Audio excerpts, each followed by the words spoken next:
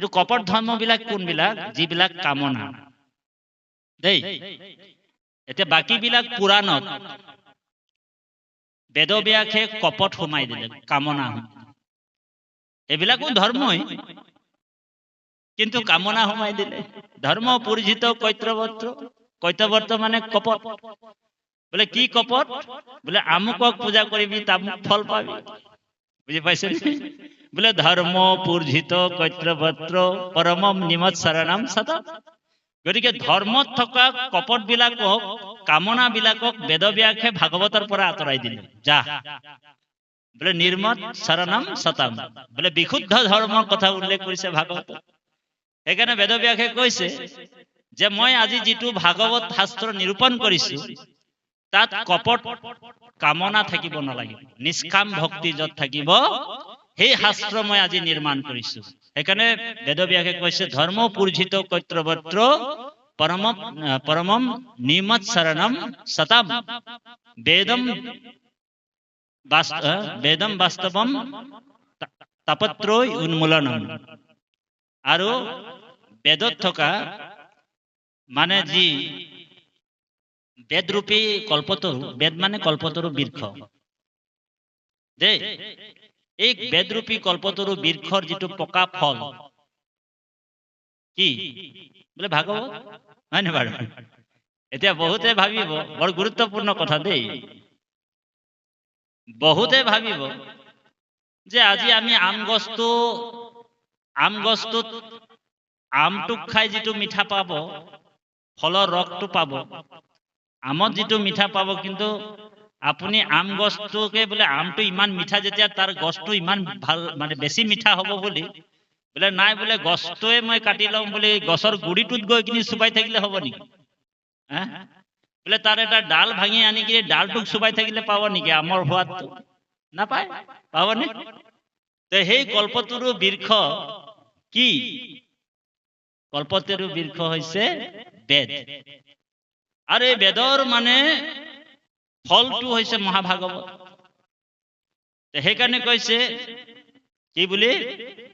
কি বুলি কৈছে শ্ৰীমদ ভাগৱতৰ মহামুনি কৃতে কিংবা পরেশ্বর সৈধ্য হৃদয় অবরুদ্ধত্রয় কৃতিভি সুরসুরভি তৎক্ষণাৎ যাক পান করিলে মানে পান করার লগে লগে আমার তিনি তাপ সংসাৰত থকা তিনি তাপ এই যে আমি যে ওলাই গল কথাবিলাক কৈছো যে এতিয়া যে যিটো আমাক সন্তাপিত কৰি আছে বানপানী হোক আপোনাৰ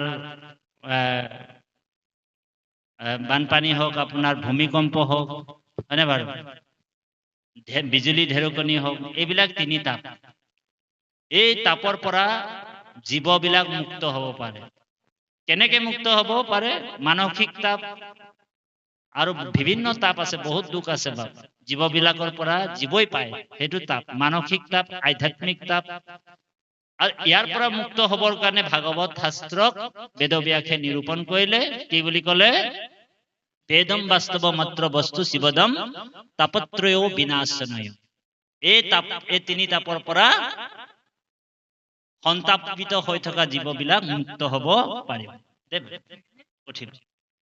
তাৰপিছত কৈছে নিগমম কল্পতৰুৰ গলিতম ফলম সুক মুখদৰ্ভ মৃতদৰ্ভ সংযুতম পিবতম ভাগৱতম ৰসমালয়ম মুহুৰহু ৰসিকা ভূবিৰ্ভাবুকা নিগমম কল্পতৰুৰ গলিতম ফলম সুক মুখদৰ্ভ মৃত সংযুতম ভাটৌ চৰাই এজনী যদি আপোনাৰ চাব এটা গছত যদি বহুত ফল লাগে হয় না ফল লাগিছে কিন্তু তাত যদি এজনী চৰাই ভাটৌ চৰাই এজনী যদি সেই ফলটোক যদি অকমান মুখ লগাই দিয়ে আৰু সেই ফলটো আপুনি খাবচোন বাকীবিলাক ফল এনেই পকিলে গছতে পকক যেটো হে মানে আপুনি মিঠা পাব বা সোৱাদ পাব বাকীবিলাক ফলত আপুনি নাপাব কিন্তু সেই চৰাই মুখ লগাই দিয়ে ভাটৌ চৰাইজনী মুখ লগাই দিয়া ফলটো বেছি সোৱাদ পাব কাৰণটো কি তাৰ মানে এই বেদৰূপী কল্পতৰু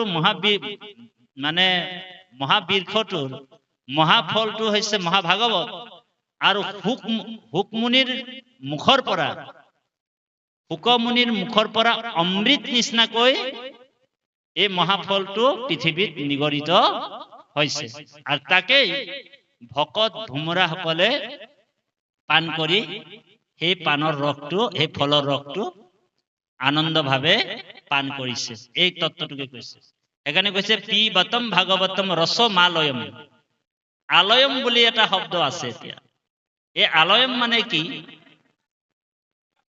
আলয়ম শব্দটো এইটোৱে বোলে ভাগৱত আজি শুনি কাইলে আৰু বন্ধ কৰি দিবলৈ কোৱা নাই বেদব্যাস বোলে আজি শুনিলো আৰু কালি বন্ধ কৰি দিম এইটো নহয় বোলে ভাগৱত বোলে আজি শুনিলো কালি বন্ধ কৰি দিম আৰু নুশুনো আৰু এনেকা ভাৱনাত আমি ভাগৱত শুনিব নালাগে পিবতম ৰস ভাগৱতম ৰসমালয়ম আলয়ম মানে যেতিয়ালৈকে প্ৰাণটো শৰীৰত আছে বৰ গুৰুত্বপূৰ্ণ কথা প্ৰাণটো শৰীৰত থকালৈকে ভাগৱত আমাক পান কৰিবলৈ কৈছে বোলে আজি ভাগৱত বাপৰ ঘৰত শুনিলো কালিৰ পৰা আৰু বন্ধ কৰি দিও সেইটো নহব এই প্ৰাণ থকালৈকে আমি ঈশ্বৰৰ কথা শুনিব কৈছে এইটো পিবতম ভাগৱতম ৰসমালয়ম এই ৰসটো কেতিয়ালৈকে পান কৰিব লাগিব আলয়ম যেতিয়ালৈকে প্ৰাণ শৰীৰত আছে তেতিয়ালৈকে আমি পান কৰিয়ে থাকিব লাগিব দেই বাপাই কৃষ্ণ এইটো আমি চমুকৈ আপোনালোকৰ মাজত কলো এতিয়া কৃষ্ণ এতিয়া যাব এতিয়া আমাৰ মানুহবিলাকে আমি এটা কাহিনীৰ যোগেদি আমি কব বিচাৰিছো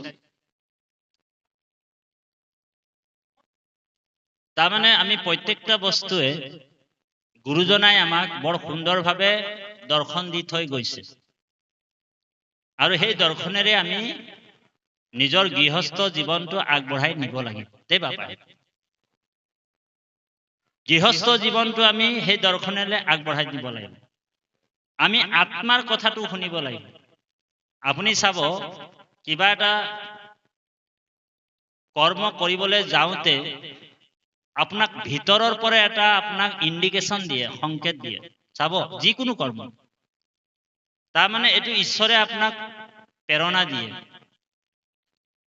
তাত যাব লাগে ন নালাগে এই দুটা অপচন থাকে আজি ইয়ালে আহিব লাগে ন নালাগে আপুনি চাব প্ৰথমে মন ইন্দ্ৰিয়টোৱে আত্মাটোক জাননী দিলে যে ইয়ালে আহিলে আমাৰ লাভ কি হ'ব যে ভকতৰ সং পাম ৰাম নাম লম কৃষ্ণ নাম লম প্ৰসাদো ওলাব অকমান খাম বৰপ্ৰসাদো ওলাব হৰি ৰাম লম আত্মাটো আমাৰ যেতিয়া স্থিৰ হৈ যায় তেতিয়া মনটো আকৌ আত্মাটোৱে কয় বোলে হে এই মন তই আজি বেলেগ কামত বেলেগ ডিউটি নলবি সাৱধান বোলে কি বোলে আজি বোলে ৰবীন বাপৰ ঘৰত ভাগৱতৰ পাঠ হব তাত ভকত আহিব বোলে ভকতক অকমান সেৱা এটা কৰিব পালো যথেষ্ট হয়নে প্ৰভু মনটোৱে আত্মাটোক দিলে আৰু আত্মাটো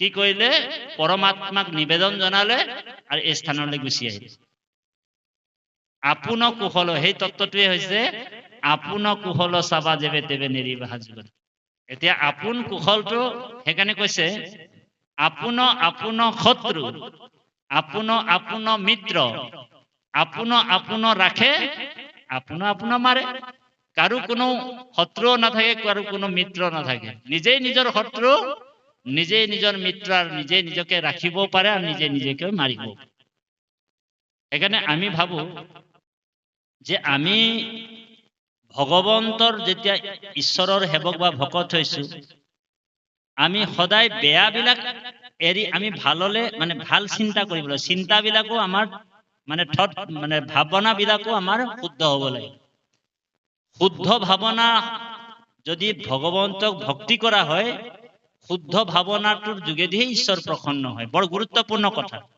আজি আমাৰ ছাৰজন মানে ৰবীন বৰা বাপজন আজি কাই কষ্টে ব্ৰতে থাকি ইয়াত কল মগু বুট দ্ৰব্য বস্তু আহৰণ কৰি ভকতক অৰ্পণ কৰি দিলে যে আপোনাক এইটো এভাগ অৰ্পণ কৰি দিব ঈশ্বৰক হয়নে বাৰু ভকতে তেখেতৰ নিবেদন ভাগ ভগৱন্ত পুৰুষক নিবেদন কৰিছে গুৱা 4খন দিছে পাণ 4টা দিছে অৰ্চনী দিছে মানে 200 টকা অৰিহণা দিছে তাৰ পিছত নাই বোলে মগুবোৰটো লাগিবই, 4 ভাগ মগুবোৰ দিছে গুৰুদেৱ নাম ভকতত, হয়নে বাৰু? আৰু আমাৰ নামঘৰীয়া বাপজন, বৰ গুৰুত্বপূৰ্ণ কথা, নামঘৰীয়া বাপজনে তেখেতৰ নিবেদনটো ঈশ্বৰক অৰ্পণ কৰিলে। প্ৰভু, এই গৃহস্থৰ নিবেদন ভাগ আমি আপোনাক অৰ্পণ কৰিম, অপৰাধ ভঞ্জন কৰিব প্ৰভু, আৰু আপুনি গ্ৰহণ কৰিব প্ৰভু। দিলে নহয় শৰাই ভাগ অৰ্পণ কৰি। আৰু যেতিয়া অলপ পিছতে ভাঙিব শৰাইখন, তেতিয়া 4 ভাগ কল দিছিলে ন, জাহাজী কল 4টা, তাৰে 2টা কল কম ওলাই গ'ল নহয়। এতিয়া যাহা সৰ্বনাশ। তেতিয়া মেধি ভাবিছে, মইতো 4টা কলে দিছিলো কৃষ্ণক, কিন্তু 2টা কল কেনেকে কম ওলাল? বোলে কৃষ্ণই খাই পেলালে 2টা কল। 4 ভাগ দিছিলে, কৃষ্ণই 2 ভাগ খাই পেলালে, হয়নে বাৰু? কেতিয়াবা এনেকুৱা হৈছে নেকি বাৰু কাৰোবাৰ? নাই। কিয় নাই হোৱা? তাৰমানে ভগৱন্ত আমাৰ কি বস্তু গ্ৰহণ কৰে জানেনে বাপাইসকল? ভগৱন্ত আমাৰ ভাৱনাটোহে লয়, কি ভাৱেৰে মোক অৰ্পণ কৰিছে এই ভাৱটোহে লয়।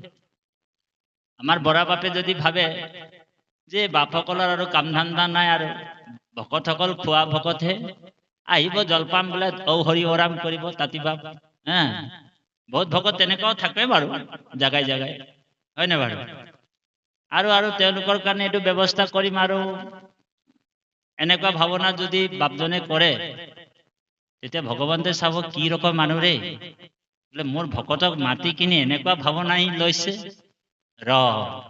তেতিয়া ভগৱন্ত তেওঁৰ অহংকাৰটো ভাঙি পেলায়।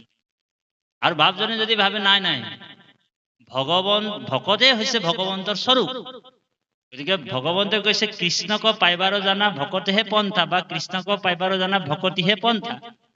এই মানে কহে গীতা ভাগৱত গ্ৰন্থ, কৃষ্ণক পাবলৈ হলে প্ৰথম এপ্লিকেশ্যনখন যদি আমি ভকতক দি দিওঁ, ভকতেতো এনেও এপ্লিকেশ্যনখন মোৰ লৈ যাব, এই শুদ্ধ ভাৱনা বস্তুটোৱে ভগৱন্ত গ্ৰহণ কৰে বাপাই দেই। সেইকাৰণে আমাৰ ভাৱটো শুদ্ধ হব লাগিব, এই ভাৱৰ যুগতে ভগৱন্ত সন্তুষ্ট। সেইকাৰণে মহাপুৰুষ জগতগুৰু শ্ৰীমন্ত শংকৰদেৱৰ প্ৰপন্ন শিষ্য মহাপুৰুষ মাধৱদেৱে নামঘোষাৰ একেবাৰে 1000 এফাকি ঘোষা, লাষ্টৰ ঘোষা ফাঁকিত কৈছে, এ ভাৱক ভাই ভজ ভগৱন্ত ভক্তি ভাৱ, আন যত হবে মিছা, আন যত হবে মিছা, ভক্তিৰ অভাৱে এ ভাৱক ভাই ভজ ভগৱন্ত ভক্তি ভাৱ। এতিয়া কাহিনী এটা কৈ যাওঁ। এজন এখন মানে এটা ৰাজ্যত গুৰু আৰু শিষ্য দুজন আছিল দেই, গুৰু আৰু শিষ্য দুজন এখন ৰাজ্যত। আৰু সেই যিখন ৰাজ্যত আছিল, তেওঁলোকে সেই ৰাজ্যটোত মানে সব বস্তু বহুত দাম, মানে দেই, যেনেকে আমাৰ অসমত অলপ দাম বস্তুবিলাক, তেনেকুৱা মানে সেই ৰাজ্যটোত বহুত বস্তুৰ দাম। আৰু সেই ৰাজ্যৰ কাষৰে এটা ৰাজ্যত কিন্তু সব বস্তু এটকাতে পায় দেই। মই কাহিনী এটা কৈছো, যেনেকে অৰুণাচলত আমাৰ মানে গাড়ী পেট্ৰলৰ দাম যদি ইয়াত 110 টকা হৈ গ'ল এতিয়া, কিন্তু অৰুণাচলত যদি আপুনি যায়, তেনেহলে অৰুণাচলত যদি পেট্ৰল মানে পাম্পত যদি পেট্ৰল ভৰাবলৈ যায়, তেনেহলে ইয়াত যদি 110 টকা, তেনেহলে তাত 100 টকাতে পায়, মানে 10 টকা ৰেহাই। বহুতে আকৌ ভাবে নাই বোলে মই তালৈ যাওঁ বুলি ক'লে মানে ইয়াৰ পৰা গাড়ীখন লৈ গ'লে তো ডবল খৰচ, হৰি হ'ব নাই? তেনেকুৱা কি হ'ল, গুৰু আৰু শিষ্যই মানে দেখিলে যে আমাৰ কাষৰে ৰাজ্যখনত বোলে সব বস্তু এটকাতে পায়, বোলে তাত বোলে লুচি চব্জিও যদি কোনোবা কিনিবলৈ যায় এটকাতে পায়, ৰসগোল্লা এটাৰ দামো এটকা, লালমোহনৰ দামো এটকা, লুচি ভাজি সব খাজা চাজা যিমান যি আছে বোলে সব এটকা। তো গুৰু শিষ্যই কথা পাতিছে, বোলে শিষ্যটোক গুৰুটোৱে কৈছে এটা কাম কৰো, বোলে কি কাম? বোলে আমি বোলে কিছুদিনৰ কাৰণে সেই ৰাজ্যটোলৈ যাওঁ বলা, যিহেতু তাত বোলে সব বস্তু সস্তা, সব এটকাতে পায় দে বাপাই। তেতিয়া বোলে কোনটো জাগা? বোলে সেই ৰাজ্যটোত বোলে যিটো ৰজাত বোলে, সেই ৰাজ্যটোত আকৌ ৰজাজনো অন্ধ। অন্ধ মানে এনেকে চকু অন্ধ নহয়, তেওঁৰ মানে বিচাৰ বিলাক অন্ধ। যাক শাস্তি দিব লাগে তাক শাস্তি নিদিয়ে, যাক শাস্তি নিদিয়ে তাক শাস্তি দিয়ে ৰজাজন দেই। তেওঁৰ ন্যায়বিলাক বিচাৰবিলাক অন্ধ ৰাজা। তাৰপিছত গুৰু আৰু শিষ্য তাত গ'ল। যেতিয়াই বোলে গাঁওখনত সোমাই গ'ল, তাত চব বস্তু সঁচাকে এটকা নহয়। হোটেল এখনত সোমাই গ'ল, তাত বোলে লুচি ভাজি এটকা, ৰসগোল্লাও এটকা। তো 10 টকা নিলে মানে 9 টকাটো বাচিয়ে যায়। সিহঁতি মানে এসপ্তাহ থাকিলে তাত এটকাৰ বস্তু খায়, 2 সপ্তাহ থাকিলে, 3 সপ্তাহ থাকিলে, এমাহ থাকিলে, এনেকাতে বহুত দিনলৈকে মানে এটকাৰ বস্তু খাই আছে। 6 মাহলৈকে থাকি গুৰুটোও শকত হৈ গ'ল আৰু শিষ্যটোও এটকাৰ বস্তু খাই শকত হৈ গ'ল। তেওঁলোকৰ ৰাইজৰ কথাটো পাহৰি গ'ল দেই বাপাইহঁতে। চাব, বৰ সুন্দৰ এটা কাহিনী আপোনালোকৰ মাজত আনিছে। এটকাতে চব বস্তু পাই, চব এটকাত খাই খাই দুইজনে, গুৰুটোও শকত হৈ গ'ল, শিষ্যটোও শকত হৈ গ'ল। আমাৰ ইয়াততো শকত মানুহ নাই, ভকত নাই, আছে নেকি? এই পিছফালে বহি আছে চকীত বাপজন, অ হৰি, বাপৰ নিচিনা ধৰি লওক, শকত হৈ গ'ল। তাৰপিছত কি হ'ল, এনেতে কি হ'ল, সেই ৰাজ্যটোতে এজন মানে চুৰ এটাই চুৰ কৰিবলৈ সোমাইছিলে দেই। চুৰ এজনে চুৰ কৰিবলৈ সোমাইছিলে। এনেকে গৃহস্থ ঘৰত চুৰ কৰিবলৈ সোমাইতে আগত মানে চুৰবিলাক বেছি টেকনিকেল বস্তু নাছিল। আগত মানে পকা ৱাল এনেকা থাকে নহয়, এনে পকা ৱালত তলত মাটি খান্দি সোমাই যায় তলেদি। এইটো কি কয় অসমীয়াত? হিন্দী দি কিনি সোমাই গ'ল চুৰটো। তো সোমাবলৈ যাওঁতে চুৰটো মানে, পকা ৱালটো বহুত দিনৰ পুৰণা আছিল দেই বাপাই। পকা ৱালটো মানে সেই চুৰটোৰ ভৰিত পৰি গ'ল নহয়, আৰু পৰি কিনি চুৰটোৰ মানে ভৰি দুটাই ভাঙি থাকিল। চুৰটো ধৰা পৰি গ'ল আৰু ৰজাজনৰ ওচৰত লৈ গুচি গ'ল চুৰটোক, মানে ৰজাৰ দুৱৰী বিলাকে দেই। দুৱৰী বিলাকে লৈ গ'ল আৰু ক'লে যে মহাৰাজ, এই মানুহজন চুৰজনে চুৰ কৰিবলৈ সোমাইছিল, কিন্তু এটা কথা হ'ল বোলে পকা ৱালটো বোলে পৰি ইয়াৰ ভৰি দুটা ভাঙি গ'ল। ইয়াক এতিয়া শাস্তি দিম নে নাই, কথাটো আপুনি জনাওক। তো ৰজাজনে কৈছে, ৰজাজন অন্ধ, বিচাৰবিলাকো অন্ধ। ৰজাজনে কৈছে এটা কথা নহয়, বোলে মোৰ ৰাজ্যত বোলে ইমান কমজোৰি ৱালটো কোনে বনাইছিলে? বোলে ইয়াক বোলে শাস্তি দিব নালাগে চুৰটোক, যিজন মিস্ত্ৰীয়ে বোলে সেই ৱালটো বনাইছিলে তাক বোলে ধৰি লৈ আন, বোলে ইয়াৰ জাগাত তাক ফাঁচি দি দিব লাগে। মানে কাক ফাঁচি দিব এতিয়া? মিস্ত্ৰীক ফাঁচি দিব লাগে। তো 50 বছৰ হৈ গ'ল মিস্ত্ৰীটো, মানে ৱালটো বনোৱা। মিস্ত্ৰীটোক বিচাৰি নাপায় নহয়, এই ঢেকীয়াখোৱা অঞ্চলত নাই মিস্ত্ৰীটো ঘৰ। কাষৰ অঞ্চলটোতো নাপালে। গাঁও কি গাঁও আছে ইয়াত, হা, আমাৰ পাঞ্জলৰ গাঁওখন কি গাঁও নাজানো, হা? তোমালোকৰ গাঁওখনৰ নামটো কি? হা? বাম কুকুৰা চোৱা গাঁৱতো থাকিব পাৰে মিস্ত্ৰীটো। আৰু মিস্ত্ৰীটো বিচাৰি যেতিয়া মানে দুৱৰী বিলাকে পালে, মিস্ত্ৰীটো মানে একেবাৰে খিনাই মিনাই অৱস্থা নাই, বুঢ়াও হৈ গ'ল, চুলি তুলি পকি গ'ল। ৰজাৰ ওচৰত আনি হাজিৰ কৰালে। মহাৰাজ, বোলে কি হ'ল? বোলে মিস্ত্ৰী পাই গ'ল। ৰজাজনে কৈছে বোলে এটা কাম কৰ, মোৰ ৰাজ্যত বোলে ইমান কমজোৰি ৱাল কিয় দিছিলি তই? বোলে এই চুৰটোৰ বদলি এই মিস্ত্ৰীটোকে ফাঁচি দি দিব লাগে, তাক ফাঁচি ৰছীটো পিন্ধা। ৰজাৰ আগতে দুৱৰী বিলাকে ফাঁচি ৰছীটো যেতিয়া ডিঙিটোত পিন্ধাবলৈ আৰম্ভ কৰিছে, তেতিয়া মানে কি হ'ল, মানুহটো বহুত ক্ষীণ আছিল। ফাঁচি ৰছীটো মানে ফিটিং নহল ডিঙিটো, তলেদি সৰকি মানে ভৰিয়েদি ওলাই গুচি গ'ল। অৱস্থা ইমানে বেয়া, ফাঁচি ৰছীটো ডিঙিত ফিটিং নহল।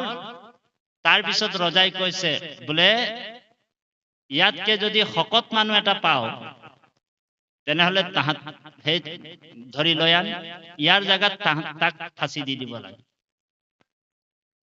এতিয়া মিস্ত্ৰীটোতো বাচি গ'ল, কোনে ফাঁচিল বাৰু? গুৰু আৰু শিষ্য যে এটকাতে চব বস্তু পায়, বুজি পাইছে নে? এটকাতে যে সব বস্তু পায়, খাই খাই তো মানে গুৰুটোও শকত আৰু শিষ্যটোতো তাতকৈ শকত হৈ আছে। দুইজনক লৈ আনিলে, বেছি শকত কাক দেখিলে? শিষ্যটোক দেখিলে। বোলে ইয়াৰ এই মিস্ত্ৰীটোৰ জাগাত ইয়াক ফাঁচি দি দিয়া হওক বুলি মিস্ত্ৰীটোৰ ডিঙিত এই শিষ্যটোৰ ডিঙিত ফাঁচি ৰছীটো পিন্ধাই দিলে। ফিটিং হৈ গ'ল নহয়। ৰজাই ক'লে যে ইয়াক ফাঁচি দি দিবি 7টা বজা ৰাতিপুৱা দেই, ৰাতিপুৱা ফাঁচি হ'ব, কাৰণ গধূলি হৈ গ'লে ফাঁচি নহয়, ৰাতিপুৱা ফাঁচি দিব লাগে। তাৰপিছত আৰু ৰজাই গুচি গ'ল।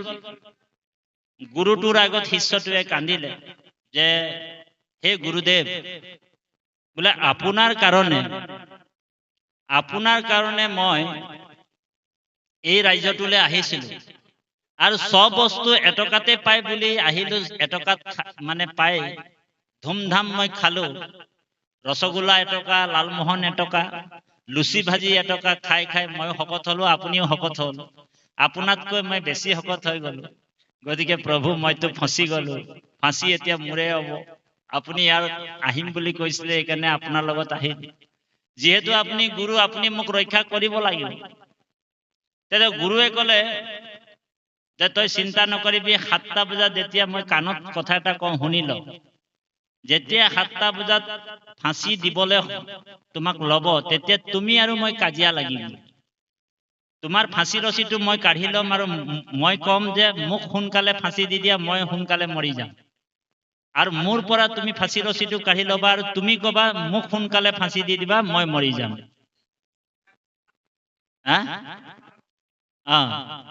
কাজিয়া আৰম্ভ কৰিম বুলি ক'লে। বোলে তেতিয়া শিষ্যটোৱে ক'লে কাজিয়া লাগিলেনো কি হ'ব? বোলে কাজিয়া লাগিলে কি হ'ব কি নহয় 7টা বজা ৰাতিপুৱাই গম পাব।